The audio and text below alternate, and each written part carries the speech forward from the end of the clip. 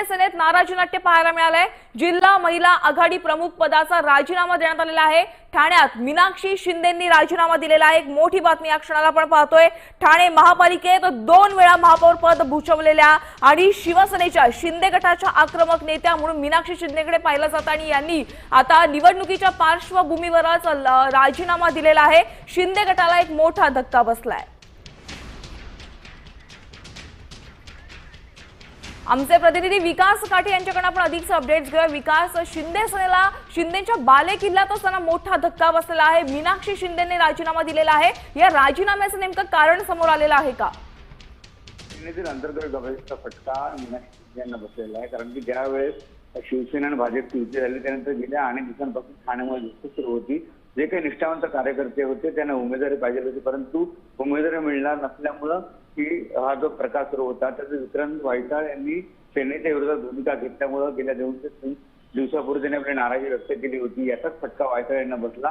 त्यामुळे नाराज झालेल्या मीनाक्षी शिंदे यांनी आपला राजीनामा दिला आहे। मीनाक्षी शिंदे यांनी राजीनामा दिल्यामुळे ती ठाण्यामध्ये जी अंतर्गत शिवसेनेतली गटबाजी आहे, खास करून शिंदे गटातली गटबाजी आहे, ती समोर आलेली आहे। गेल्या अनेक वर्षांपासून पक्ष संघटनेचं काम करत असताना महापौर पद त्यांनी देखील भूषवलं होतं आणि शहरामध्ये संघटना वाढवण्यासाठी महिलांच्या संघटक अध्यक्षपदी देखील त्यांची निवड करण्यात आली, परंतु मीनाक्षी शिंदे यांनी राजीनामा दिल्यामुळे त्यांचा राजीनामा पक्ष स्वीकारतील का हा देखील जरी प्रश्न असला तर दुसरीकडे मात्र ठाण्यातली अंतर्गत गटबाजी समोर आलेली।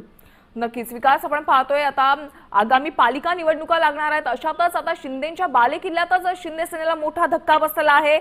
बऱ्याच दिवसांपासून मीनाक्षी शिंदे नाराज होल्याची बातमी समोर येत होती, पण उपमुख्यमंत्री किंवा ठाण्यातल्या इतर वरिष्ठ नेत्यांनी त्यांची मनधरणी करण्याचा काही प्रयत्न केला नाही का?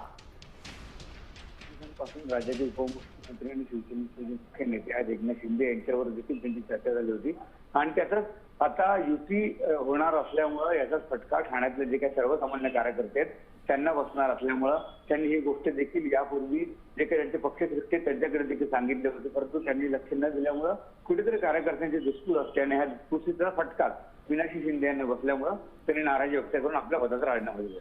विकास, आता मीनाक्षी शिंदेची पुढची वाटचाल नेमकी काय असणार आहे? आता कशा पद्धतीने ठाणे पालिकेसाठी निवडणूक लढणार आहेत त्या संदर्भात काही माहिती समोर आलेली आहे का? कोणत्या पक्षामध्ये ते जाणार आहेत का? या संदर्भात काय सांगाल? मीनाक्षी शिंदे यांचं राजकीय भवितव्य काय असतात त्या संदर्भात त्यांनी अद्याप कुठलीही माहिती दिलेली नाही। दुसरीकडे बघितलं मीनाक्षी शिंदे या नाराज होत्या, परंतु ते पक्ष सोडणार नसल्याचं देखील त्यांनी सांगितलेलं आहे। याच पक्षात राहणार आहे, परंतु पक्षश्रेष्ठींनी कुठल्या तरी सर्वसामान्य कार्यकर्त्यांवरती अन्याय करू नये यासाठी पाऊल उचललं असल्याचं देखील मीनाक्षी शिंदे यांनी सांगितलं। नक्कीच आपण पाहतोय विकास, एक मोठा धक्का शिंदे सेनेला या ठिकाणी बसलेला आहे, कारण की ठाणा म्हटला की शिंदे सेनेचा हा बालेकिल्ला मानला जातो आणि अशात आता निवडणुका लागलेल्या आहेत। नेमकं हे नाराजीचं कारण काय आहे मीनाक्षी शिंदेचं, त्याबाबत तुम्ही काय सांगाल? शिंदे गेल्या अनेक दिवसांपासून नाराज होत्या। जेव्हा राज्याचे मुख्यमंत्री म्हणून एकनाथ शिंदे होते त्यावेळेस देखील त्यांना महिला आणि आर्थिक विकास महामंडळ हा जो काही महामंडळ आहे ते देण्यात येणार होतं, परंतु त्यांनी ते घेतलं नव्हतं। त्याच्यानंतर मीनाक्षी शिंदे यांच्याकडे नक्कीच विकास, धन्यवाद या सविस्तर माहितीसाठी। तर आपण पाहतोय आगामी निवडणुका पाहता उपमुख्यमंत्र्यांच्या बाले किल्ल्यातच अशा ज्येष्ठ नेत्यांना राजीनामा देणं हा शिंदे गटासाठी एक मोठा धक्का मानला जातोय। ठाण्यात मीनाक्षी शिंदेंनी राजीनामा दिल्याची माहिती समोर येतेय।